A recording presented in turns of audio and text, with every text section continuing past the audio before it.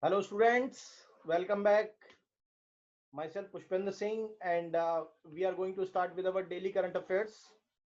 So today you have 11th of January 2021 and we are basically going to cover your daily current affairs for 11th of January 2021, and I'm basically referring the two national newspapers. The first is The Hindu and the second is Indian Express.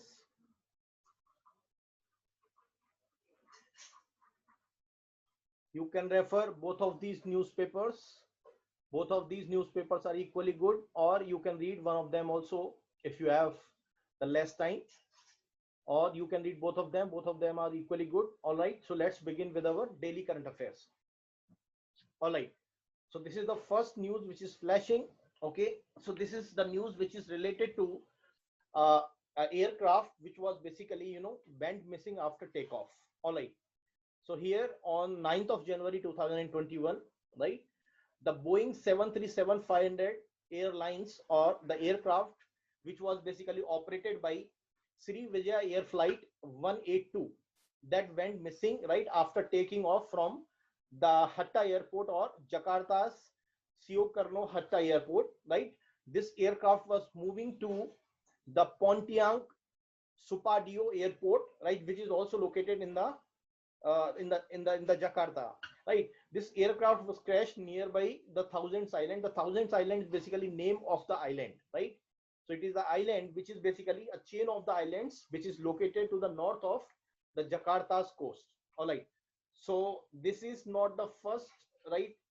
This is not the first such incidents. There were many such incidents that happened in nearby the Jakarta, because all such things are basically happening due to the human error or because of some technical failure. All right. So there is basically a series of, or the chain of islands in basically in the Jakarta, if you see the physical map of the world, right. And this, the contact with the plane was basically snapped after takeoff from the airport, and it went missing, and all of such teams have been pressed in to find out the missing plane, which went missing on 9th of January 2021. It was Boeing 737 plane. Okay.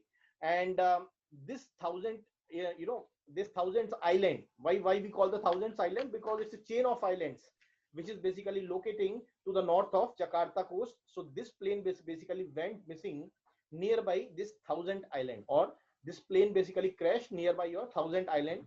Now this thousand islands forms only regency of Jakarta, which is the capital of your Indonesia. All right. And here this thousand island is nothing but consisting of the string of 342 islands. All right. These 342 islands are basically stretching for around 45 kilometers or 28 miles, right. It is basically stretching into the Java Sea, or not into the Java Sea, and at the best Jakarta way, and in fact in the north of the Banten province of the Jakarta. Okay, if you see the physical map, you can easily locate the Banten province of the Jakarta. All right, you can easily locate the Java Sea, right, at best Jakarta way. So this thousand islands basically are the string of 342 islands which are stretching for around 45 kilometers across the Java Sea, right, where the plane went missing. So it was a Boeing 737 plane. All right. And this is a picture where you can easily take it out. It is basically the Sukarno Hatta International Airport. All right. So from where the plane basically departed, or plane basically taking off from this airport, and this plane was basically going to this Pontianak scheduled destination. So this Pontianak international airport, where the plane is basically going. So from here the plane is going up to there, right. Both are located in the Jakarta. So this airlines, which basically operated by Sri Vijaya right, which has lost the connections with the Boeing 737 passenger plane. This passenger plane lost contact at 2:40 the local time, or which is basically 7:40 GMT, and 62 passengers were there along with the crew.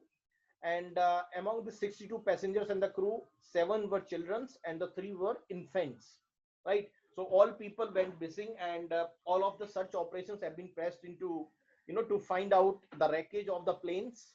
All right. The second, vanadium. Okay, vanadium is basically, you must understand, it is a chemical element. All right. So this vanadium have been found basically in the Arunachal Pradesh. So Arunachal Pradesh is likely to become the India's, the top producer in the vanadium. All right. So there, the capacity of the production of the vanadium have increased in the recent time. All right.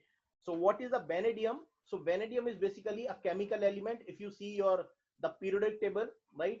The in the chemistry, if you see the periodic table, the vanadium is basically a chemical element. The vanadium is shown by the symbol V, right? Symbol V, and its atomic number is 23. All right. So it is a chemical, element which is having some sort of a chemical properties, like it is hard, it is silvery gray, it is malleable transition metal. So it is comes in the transition metal. The transition metal means d block element. So it is a part of the d block elements which also form the transition metals. All right. And as we know that this vanadium, which is a transition metal, is rarely found in the nature, right? Rarely found in the nature in the true form. So how you recover this vanadium, which is a transition metal? You basically recover this vanadium, right, as a byproduct from the slag which is collected from magnetite ore, right? Magnetite ore is basically an iron ore. From that magnetite ore, which is also known as vanadiferous magnetite ore. So this vanadified magnetite ore consisting of the vanadium, right? Here, the slag of this ore, by when you basically process this ore, right, to remove out the metal, the slag is basically collected. From this slag, you basically remove this vanadium as a byproduct, right? So here the vanadium will be removed from the slag, which is basically obtained from the processing of this metalliferous ore, which is nothing but an iron ore, which consisting of the vanadiferous, or which consisting of this vanadium. All right. As I told you that vanadium is a transition metal, and it will be having the significant industrial applications. For example, it is used in the straightening of the steel and titanium, right? So in the steel and the titanium, for the strengthening, right, the vanadium is mixed, and so it is basically a very high value material, and generally it is not found in the nature in the true form. All right. Let's consider the global scenario for the titanium, for the vanadium. So the largest deposits of the vanadium in the world are found in China. So China has the largest deposit of the vanadium, which is followed by Russia, and which is followed by South Africa. So the right order is China, Russia, and South Africa. Okay, so here in that order, the deposition of the vanadium have been found. In terms of the production, the China produces 57% of the world vanadium, so which is the largest production in the world. Okay, and China consumed 44% of the metal in 2017, which is also the largest in the world. So you see here, the China alone produces 57% of the world vanadium, and also consume 44% of the world vanadium, right, in 2017. All right, let's understand the Indian scenario. So first of all, though India is basically a significant consumer of the vanadium, but it is not a primary producer of the vanadium. Okay, so why we call the strategic metal? Because it has lot of applications, right, in terms of production of different manufacturing activities. All right. And based on the GSI, or Geological Survey of India data, the India consumed 4% of the world vanadium, right? So in the world, around 84,000 tons of the vanadium is produced, right, in 2017, and India consumed around 4% of the 84,000 tons of the vanadium which is produced across the globe in 2017. So which is much lesser as you compare with the China. The China consumed 44% of the metal, but India consumed only 4% of the metal. All right. And the China also produced 57% of the world metal, right? So India has no such comparison with the China. Okay. But now the deposits have been found in the Arunachal Pradesh, which can give the India to certain extent the lead. All right, so here you can see the properties of the vanadium. The vanadium atomic number is 23. The atomic weight is 50.942. Okay, it has the crystal structure. Okay, the physical state at 20 degrees Celsius or 68 degree Fahrenheit. The electronic configuration is basically 3d34s2. It is the electronic configuration, and the chemical name of this element, right, or chemical element is basically vanadium, and it comes as a transition metal, and it is a solid, and it has the body centric cubic, the structure, right? You have seen in the chemistry, 11th standard chemistry, you would have learned about different type of the structure.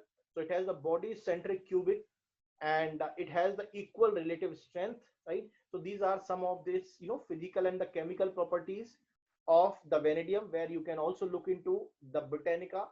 I've taken this figure from the Britannica. You can also check it out, the properties of the vanadium from the encyclopedia also. All right, then next, lidar. Okay, so what is the lidar? Lidar means basically the light detection and ranging survey. So it is nothing but the light detection and ranging survey. Okay, it is a part of civil engineering survey, right? For any project to be completed, first of all, a survey is needed. It is conducted by the surveying department of the civil engineering. So it is a part of civil engineering. So this survey for any project, some sort of a survey is done. Based on this survey, the data will be collected, and based on this data, the project will be, designed, or project will be made. Right here, the high speed rail which is announced by the government of India between Delhi and Varanasi, this high speed rail corridor which will be constructed, right? Here the lidar survey has already been started. The lidar survey means light detection and the ranging survey has already been started for this high speed railway corridor, and this survey was started with the help of helicopter. This helicopter has the fitted with the state of art aerial lidar, and imaginary sensors. This state of art aerial, the lidar and the imaginary sensors would basically collect the data from the stretch where this Delhi Varanasi high speed rail corridor would be passing, and it will also capture the data which is related to the ground survey, right? So this survey was started, right, already started, and hence the construction activity for high speed rail work between Delhi and the Varanasi has speeden up with that survey, because its survey is the first step for any sort of a construction or any sort of a project activity. Here the National High Speed Rail Corporation Limited, which is the entrusted organization for constructing such high speed corridor, which is adopting basically this light detection in the ranging survey. So first of all, you must understand it is a new technology for surveying purpose, which can be easily done with a helicopter, or with the assisting of the helicopter or the plane.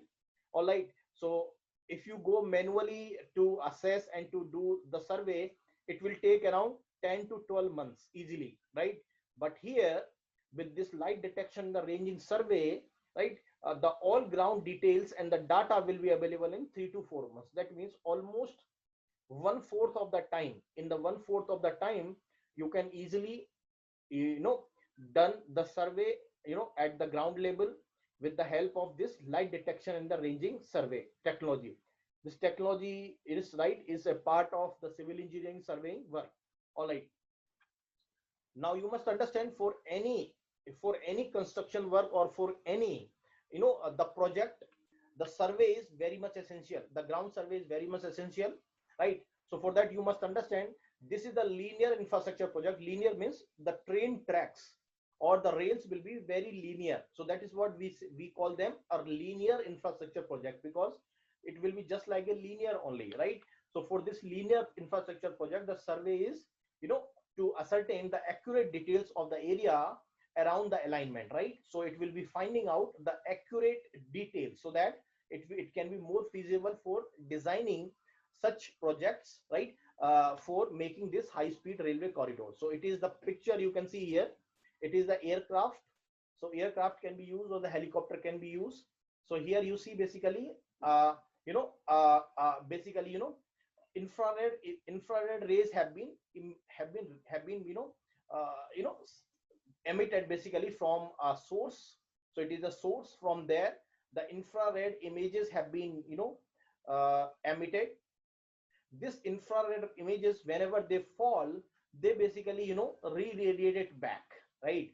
So there they return back as a pulse, and these pulse are captured in a basically instrument which is called basically lidar, right? So this lidar is nothing but having the instrument where the infrared rays will be emitted, and these emitted infrared rays, after they impact on the ground or on any object, they will be reflected back to the receiver, and in that receiver it will be recorded, and through that reflected wave we can easily find out what type of surface and what type of you know the details of the area around the alignment. So it will be helpful in designing the project for the high speed railway corridor. All right, then the international driving permit. Okay, so here you must understand the Indian people which are residing in some of the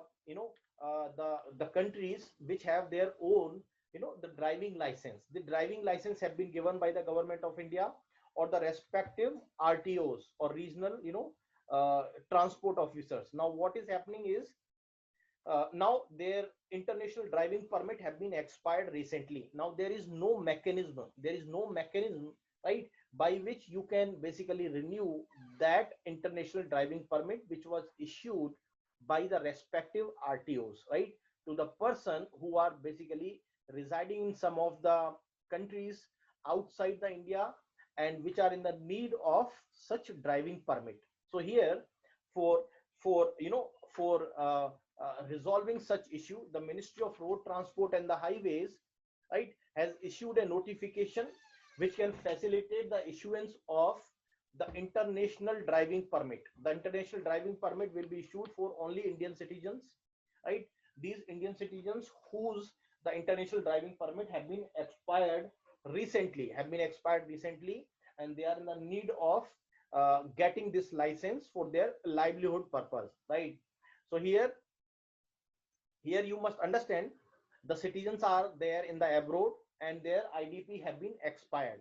Now with that amendment, now what will happen with that amendment? The Indian citizens can basically apply for their renewal of international driving permit, but they have to approach for this to the Indian embassies and the missions which are located abroad, right?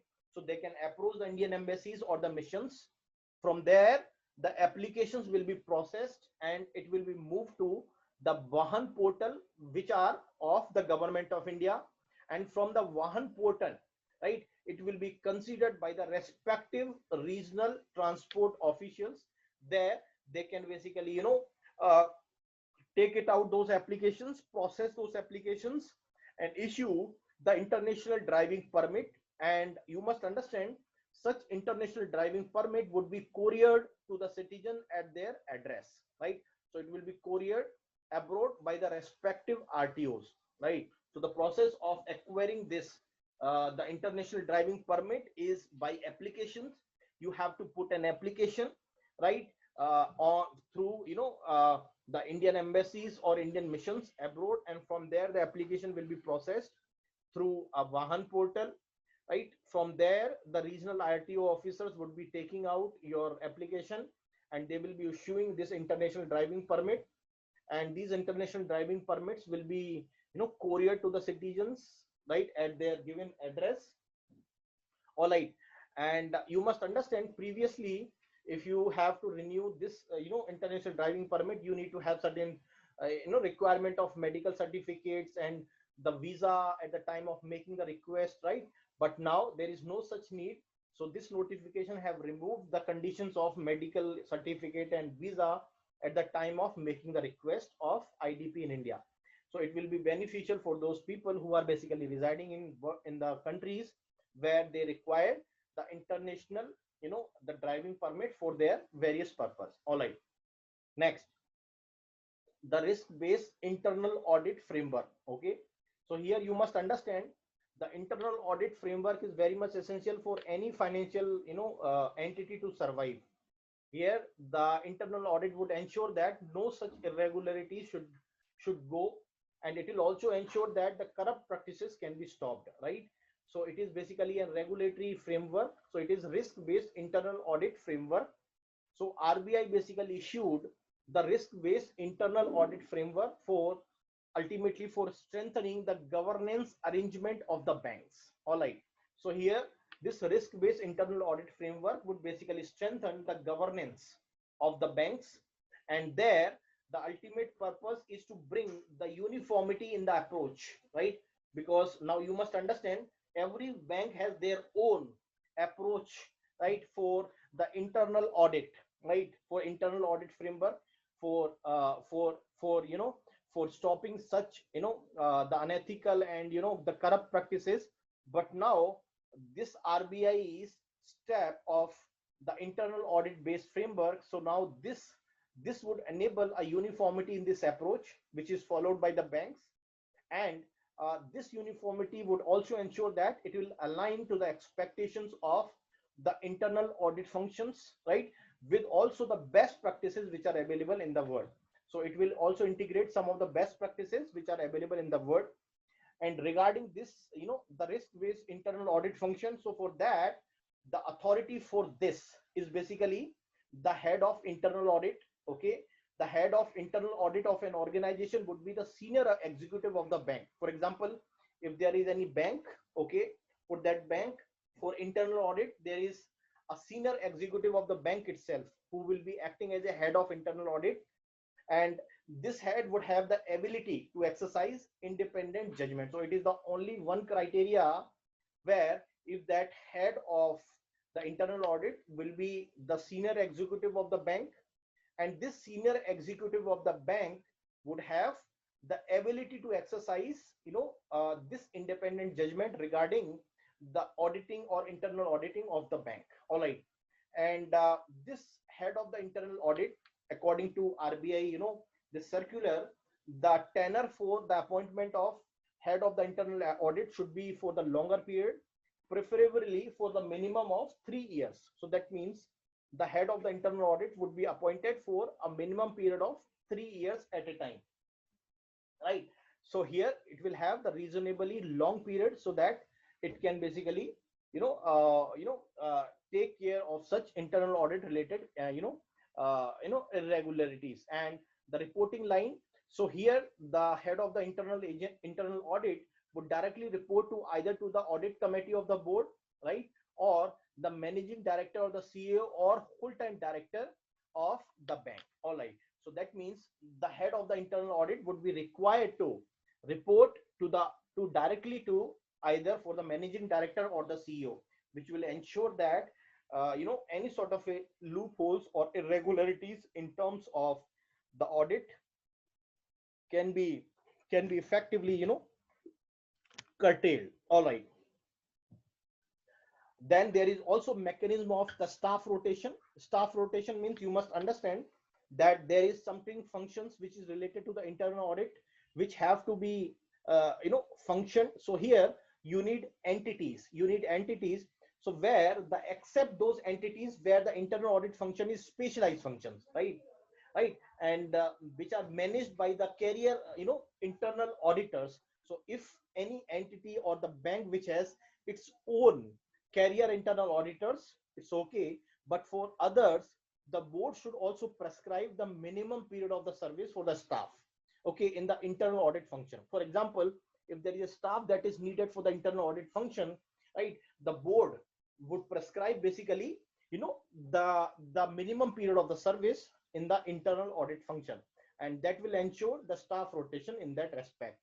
And and and the internal audit function shall not be outsourced. So here is also a provision that, but you must understand, for example, right, experts and the former the employees which are required or could be hired on the contractual basis, For example, internal audit should not be outsourced according to this circular, but it allowed the experts and the formal employees to be hired on the contractual basis, subjected to the Anti-Corruption Bureau or ACB, right? Being ensured that such expertise would not exist, right, within the audit functions of the bank. All right.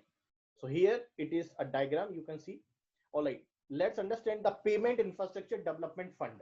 So here the Payment Infrastructure Development Fund is basically announced by the Reserve Bank of India. So Reserve Bank of India is basically announced the operationalization of the Payment Infrastructure Development Fund scheme. So it is a scheme which are operationalized by the Reserve Bank of India. Okay. Now, what is the purpose of this scheme? The purpose of this scheme is basically, to subsidize the deployment of the payment acceptance infrastructure, right? So for payment and acceptance infrastructure, you need to have certain set of infrastructure which is required, right? For that, it is the scheme which is intended to subsidize that infrastructure which is there in the tier 3 to tier 6 centers, right? The ultimate focus on the northeastern states of the country, because these states are not well connected with the payment infrastructure, right? For that, a separate payment infrastructure development fund have been operationalized by the Reserve Bank of India, and it will be provided some sort of a subsidies, right, for the deployment of such payment acceptance infrastructure, especially in the tier 3 and tier 6 centers, with a special focus of the northeastern states. Okay, here the advisory council, right, under the chairmanship of RBI Deputy Governor BP Kanungo, have been constituted for managing this, payment infrastructure development fund. So here the RBI Deputy Governor would be, having the responsibility of, the managing of the payment infrastructure development fund. All right. And it will be, just like an advisory council, right, which will be set up for managing this payment infrastructure development fund. And this fund is not forever. This fund is operationalized for 3 years, right, at a time, which will be effective from January 1st, 2021, right? And you must understand, since it is effective for the 3 years, all right, it may be extended for the 2 more years, right? But it will be decided later on, right? And this implementation through this scheme would be, monitored by the Reserve Bank of India itself, with the assistance of the card networks, Indian Banks Associations, and the Payment Council of India. So that entities will basically assist the Reserve Bank of India in terms of the monitoring of the targets which will be implemented by the Reserve Bank of India for basically creation of the payment infrastructure, payment related or deployment of payment acceptance infrastructure, especially in the tier 3 and tier 6 centers, and with a special focus on the northeastern states of India. All right. Then the last news. Okay. Yeah. Okay. Then the news is related to the College of Supervisors. So here the College of Supervisors. Here you must understand, the Reserve Bank of India has set up an academic advisory council. Okay. This academic advisory council, which in the short form you can say that AAC. So it is, set up by the Reserve Bank of India, and here the former Deputy Governor, NS Vishwanathan, is basically chairman, right, to such, academic advisory council, which advise the full-time director of the central banks recently created the College of Supervisors. Okay.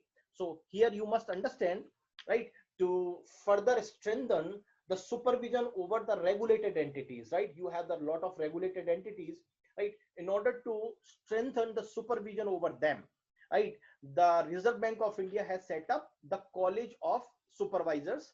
This College of Supervisors would basically augment and reinforce the supervisory skills, right, among its regulatory and the supervisory staff. All right. And here, the Reserve Bank of India also has set up the Academic Advisory Council, where the NS Vishwanathan, who was the former deputy governor, right, would be the chairperson and who would advise the director of the central banks, the College of Supervisors, who is recently been created, right, by by the Reserve Bank of India, right, to augment and the reinforce the supervisory skills among its regulatory and the supervisory staff, right. This would ensure that both at the entry level and the continuous basis, the staff and its regulatory, and the supervisory staff would be properly, their skills properly augmented in terms of the supervising, right. And here the College of Supervisors was functioning in the limited way in the virtual mode since May 2020. Since its inception, it was functioning in the virtual mode, right? So they were not there on the reality, but they were functioning in the virtual mode. But now this College of Supervisors would be fully operationalized. Okay. Now they will also contribute to the effective oversight of regulated entities, right. They will also help in the strengthening and the augmenting of the supervisory skills among the staff, all right.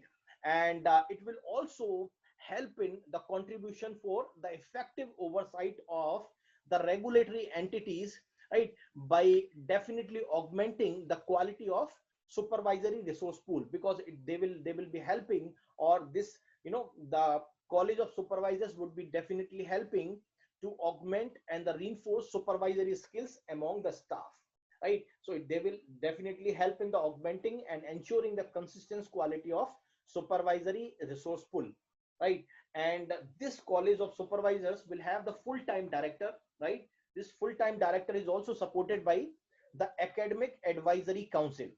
What is this Academic Advisory Council? The Academic Advisory Council, right, would basically a council which was also created by the Reserve Bank of India. This Academic Advisory Council would identify the area, right, where the skill building can be required, or where the upskilling is where the employees, or where the workers have been already skilled, further skilling is required, right. So it will identify those areas where the skill and upskilling is required. The Academic Advisory Council will also advise, right, also advise and develop the curricula of all the programs related to this skill building. This Academic Advisory Council would also benchmark the programs of the international standards, the international best practices, and also it will also develop the appropriate teaching methods regarding the upskilling and the skilling of those staff which is required, all right. And you must understand, the S Vishwanathan, who was also the former governor of the Reserve Bank of India, had been appointed as a chairperson of Academic Advisory Council. So he is basically currently the chairperson of the Academic Advisory Council, right. And the Ravi Narayan Mishra, or RN Mishra, is basically the former executive director of the RBI, have been appointed as a director of the Council of the Supervisors. So RN Mishra is the director of Council of Supervisors, and S Vishwanathan is basically a director of, or the chairperson of, Academic Advisory Council. So ultimate purpose of the Academic Advisory Council is to basically identify the skill building, the areas of the skill building. It will also plan, develop the curricula, and also incorporate the benchmark for the international standards and appropriate teaching methods, all right. And this council of the supervisors would ultimately, what the Council of Supervisors would do, they would augment and reinforce the supervisory skills among its regulated entities. It will also help in the providing the skills among its regulatory and the supervisory staff, right. And it will also help in further contribute for effective oversight of the regulated entities by augmenting the quality of the supervisory resource pool which is available with the Reserve Bank of India, all right. Then legal entity identifier. So what is that? You must understand. So legal entity identifier is nothing but, why we use this legal entity identifier? Because, for example, if you are sending money across the country, right? You need to have some assurity, or so that the right transaction is taking place and no such fraudulent transaction is taking place, right? For that, a legal entity identifier is created, right? For example, the Reserve Bank of India introduced this legal entity identifiers for the large value of the transaction in the centralized payment system, so that such transaction is not fraudulent and such transactions are legal, right? In that perspective, and no such fraudulent activities is carried through the centralized payment system. So here, the legal entity identifier, basically a 12-digit number. This 12-digit number is used uniquely, right, by the parties. For example, one is the sender, another is receiver, for such financial transactions across the world.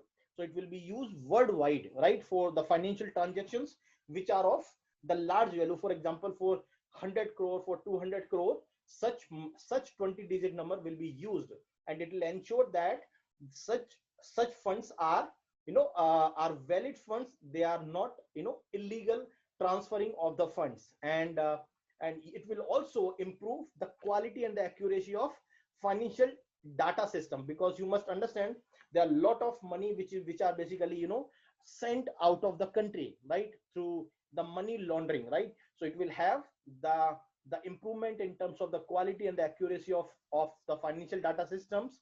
It will also ensure the better risk management, right, post the global financial crisis. So global financial crisis has already been taken place, right? For better risk management of, right, in terms of the finance, this legal entity identifier will be in the greater help, right? So here the RBI has decided that the legal entity identifier system would cover all payment transactions, right? It will cover all payment transactions which are having the value of 50 crore and the above, right? So for the values of 50 crore and the above, the legal entity identifier system would be operationalized, right? So here you must understand, right, this legal entity identifier would be undertaken by the entities, right, using this RBI run centralized payment systems, which are also known as the real-time gross settlement system, which is also known as RTGS, and the national electronic fund transfer. If anyone is using these centralized payment system, right, the RBI has now decided to introduce this legal entity identifier, so that all such transactions would be stored, and it will have the legitimacy in terms of the transferring of this amount which is valued of 50 crore and the above, right? And this legal entity identifier have been introduced by the RBI, right? It will be introduced by the RBI in the phased manner, right? And it will be used for the participant in the over the counter derivatives and the non-derivative markets, and also for the large corporate buyers. All right, so this is the news regarding this legal entity identifier. And here the RBI, right, as the preparation of wider introduction of this legal entity identifier across the all payment transactions, right, issued the direction to the member bank. For example, if any member bank through that the payment is to be made, right, so you need to have certain set of preparation for the introduction of legal entity identifier. So that RBI has in the process of preparation of this introduction of the LEI across all payment transactions which are of the value of more than 50 crore. And you must understand, in India, the legal entity identifier can be obtained from the legal entity identifier India Limited, right, which is recognized as a issuer of the legal entity identifier, right, by the Reserve Bank of India. So here the legal entity identifier, right, so here it can be obtained from the legal entity identifier India Limited, right? So here you must understand, this legal entity identifier India Limited would basically recognize as the issuer of the legal entity identifier. All right, and here it can basically issue the legal entity identifier, right, and it is also recognized by the Reserve Bank of India under the Payment and the Settlement System Act 2007. All right, this is legal entity identifier. Okay, the period room, this is the next news. So here you must understand, right? The women, especially the women which are residing in the poor and congested area, for example slums, right? You might have seen the slums also in the movies or in the real perspective also. So they have only one room, right? The people residing in the slum area, they have hardly one room, that is also congested. Okay, whole family stayed in the one room, the squatter. So now what is happening is the women who are residing in the slums, they are facing difficulties during their menstrual days or during their period days, right? For example, they have to change their the sanitary pads, or during this menstrual cycle, right? So for that, it is very inconvenient for the woman especially to manage their menstrual cycle during their period days, right? Especially in those slums areas. Now, uh, in a bid to help those women which are especially residing in the slums during their menstrual days, a period room have been set up. A period room means a dedicated room have been set up at the public toilet in the Maharashtra's Thane city. So it is the first such toilet which has the period room. Period room ka matlab where women can go and they can basically facilitate the menstrual hygiene among the women which are especially living in the slums. All right, so it will have several facilities. So it will be provided facilities, right? For example, sanitary pads may be there, or some sort of a hygienic other parameters also will be there in that room. And this room would only be used by the woman. All right, and you must understand, this facility is provided, right, in the keeping in mind that the women living in the small houses like the slums do not have the separate the room for this purpose, right? So many times what happens is they find very very difficult to change during the periods. All right, so this facility will basically a boon for such women. And it will also boost the good hygiene in the longer run also. And this project or this period room which was set up in a one public toilet in the Thane district is claimed to be first of its kind. It's claimed to be first of its kind, and it is much needed facility have been set up by the Thane Municipal Corporation in the collaboration of NGO which at the slum in the Santinagar locality of Wagle Eastern area in the Thane district of Maharashtra. All right, so here the Thane Municipal Corporation has set up this facility with an NGO, right? It is located in the slum in the Santinagar locality, right? So this facility will be of low cost. Low cost means here this facility will basically set up with the cost of estimated of 45,000 rupees. So it is a low cost facility, and it will be replicated to all 120 community toilets in the city.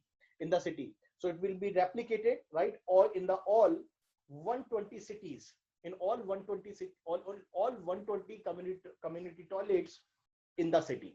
So it will be of greater utility, right, for the women especially which are residing in the slum areas, and where they do not have the adequate facilities for for changing their pad, right, and also for good hygienic practices. It will be of greater boon, right? All right, this is basically a Thane Mahanagar Palika. It is written in the Marathi.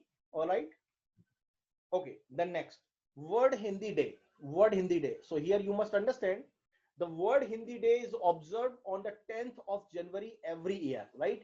On the 10th of January every year, this word Hindi day is observed, right? This day is commemorated, right, with the objective of promotion of the use of Hindi language abroad, right? So here this day would be observed, right, so that the Hindi language can be promoted abroad. And the significance of this day of 10th of January, right, is that in 2006, the 10th of January 2006, the first World Hindi Conference was held in the Nagpur, right, on this day, on 10th of January 2006. Right, the ultimate aim of this World Hindi Conference is to promote the language worldwide, and that is the reason since then every 10th of January is celebrated as World Hindi Day to promote the use of Hindi language abroad, right? So it is observed as a World Hindi Day on 10th of January every year. All right, that's all for today. So thank you very much for those who attended this session. All right, and we will meet again tomorrow for our next news. So thank you very much for attending this session. Thank you.